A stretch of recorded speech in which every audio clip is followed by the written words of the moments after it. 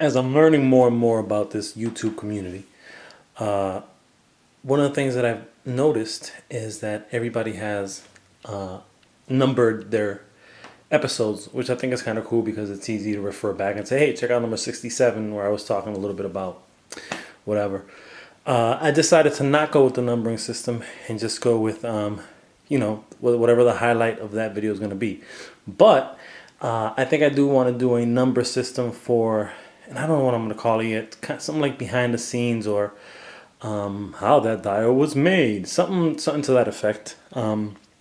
Because I brought this dial out last night, it brought back memories of the process, and it was interesting because of the foam that I use for this dial was a 2-inch foam, and I don't really do 2-inch foams.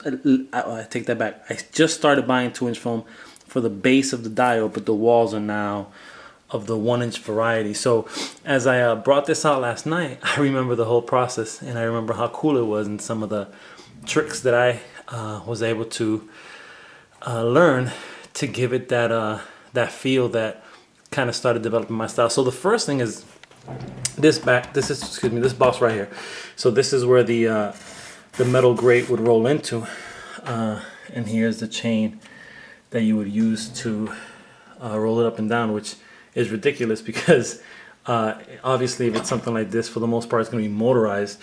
So I don't know if that was my idea with this, although I'm pretty sure the idea behind this was more of this turns the lights on to the entire warehouse. This was supposed to be a kind of an underground warehouse type of deal.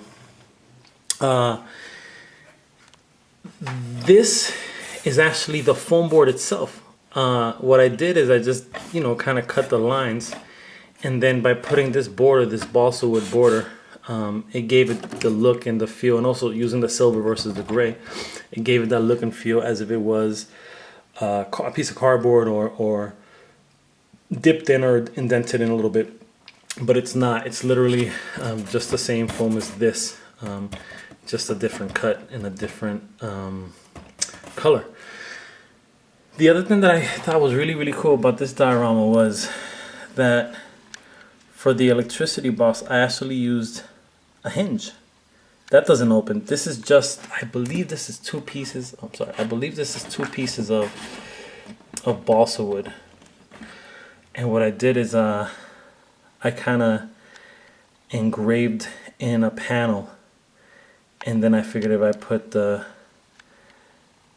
that hinge there, that it'll look like it opens and closes, when in reality it doesn't.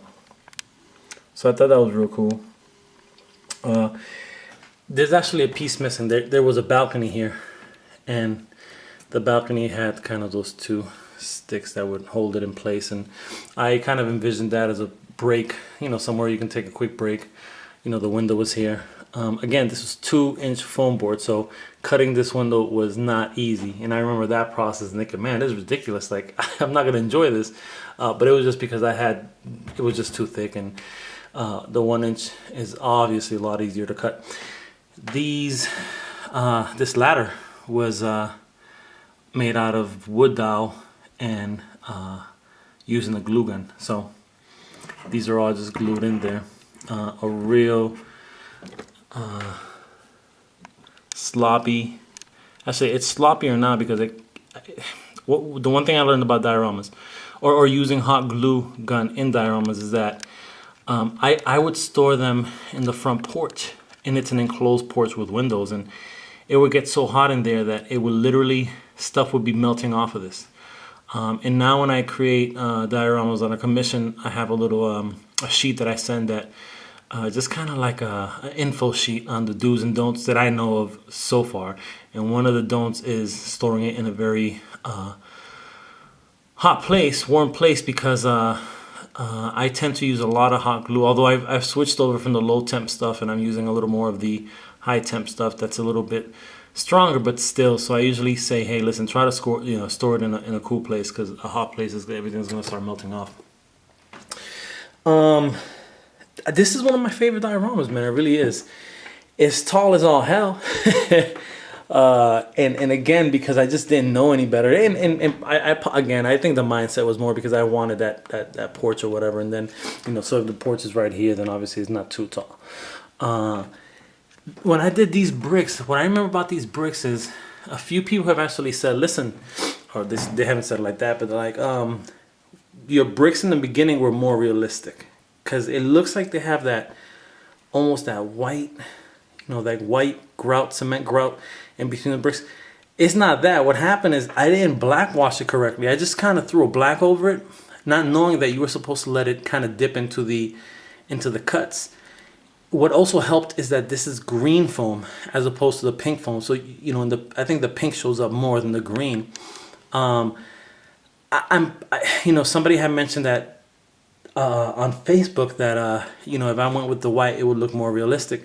I don't think I want it to look realistic. I mean, I learned the technique from AJ and Bob of black, that black wash, and I kind of like the look of it. To me, it's more like a comic book, where it's a little darker, and so I've stayed with that. Like, I'm pretty sure if I went with a white wash instead of a black wash, I would get that effect of the cement, the grout in between the bricks. But I really don't want to do it. I love the way that the bricks come out in terms of the black wash. I mean, that's how most of us do them, and I just kind of like that look, so I'm not gonna get away from that.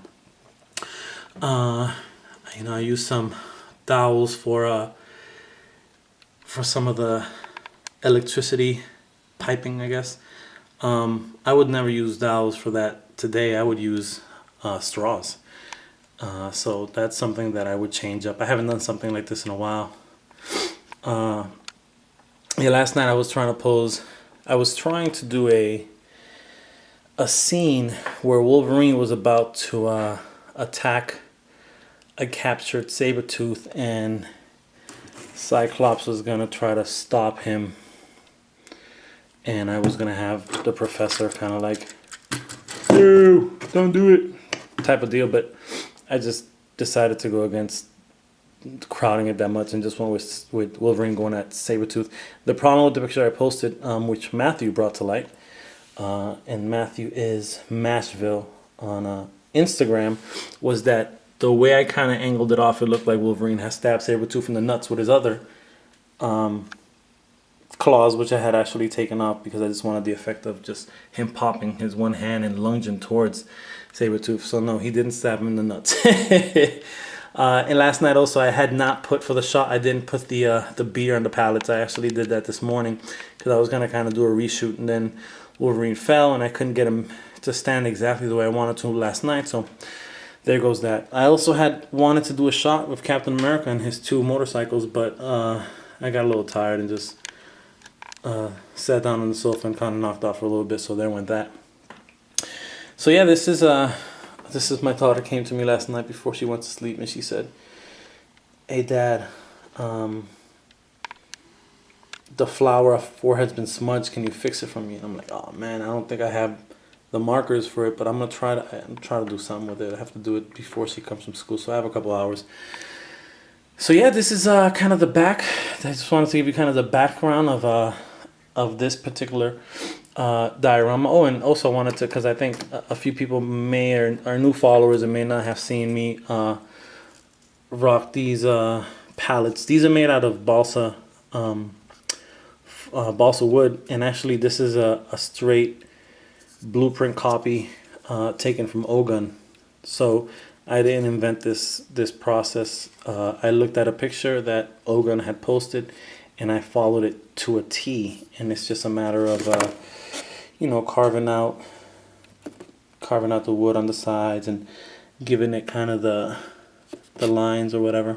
And then I put some of those sewing pins to make it look like nails. So came out really good, but again, I can't take credit for this. This was Ogun's Stilos. I think I've said it before. It's no point in trying to recreate a palette when I think he did it perfect, and was able to create some of those. I've sent some out already. I have a couple left here.